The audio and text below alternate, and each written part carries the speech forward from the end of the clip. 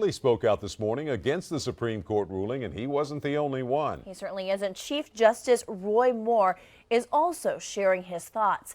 ABC 33.4's Lauren Walsh just wrapped up an interview with him. She's joining us now live from Montgomery with more on what he had to say. Nora, Alabama, Chief Justice Roy Moore believes that probate court judges in Alabama are still under an order from the Alabama Supreme Court not to issue same-sex marriage licenses. Now, in the interview you're about to listen to, he's going to reference a case currently before the Alabama Supreme Court from the Alabama Policy Institute, API. And that is the case that in March, you'll remember, led to the halt for all judges in Alabama not to issue same-sex marriage licenses. Take a listen. Mr. Chief Justice, what is your reaction to the Supreme Court's ruling this morning? Well, I was surprised. I was surprised that the court would go this direction and disregard states' rights. Do you see any issue you can still battle? Well, I think that there's still the case of API that's before the court.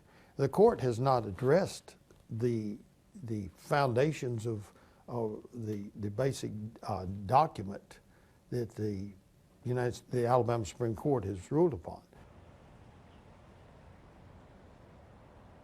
That case that Moore is talking about questions if it's constitutional to redefine marriage. Keep listening. Do you believe that probate court judges in the 67 counties of Alabama right now should be issuing same-sex marriage licenses? No, because I think the Alabama Supreme Court has still got an injunction in effect, and they're going to address their own injunction, or should address their own injunction, but that injunction remains, and there is no order out of the Supreme Court. Now, after the 25 days of appellate period from the U.S. Supreme Court's ruling we heard this morning, after that 25 days is up, how would it be possible for courts in Alabama not to issue same-sex marriage licenses when the U.S. Supreme Court says it's the supreme law of the land? Well, in most states, I think that's possible, or that's not possible. But in Alabama, who has issued an order, if their arguments have not been heard by the United States Supreme Court, I think there is a possibility. Now, whether that would happen or not, I can't say. But I still think that we have covered certain areas that the Supreme Court did not hear. Our oath, my oath as a judge, is not to the Supreme Court or to Supreme Court ruling or ruling of any person. Actually, it would be one person on this court who made the difference.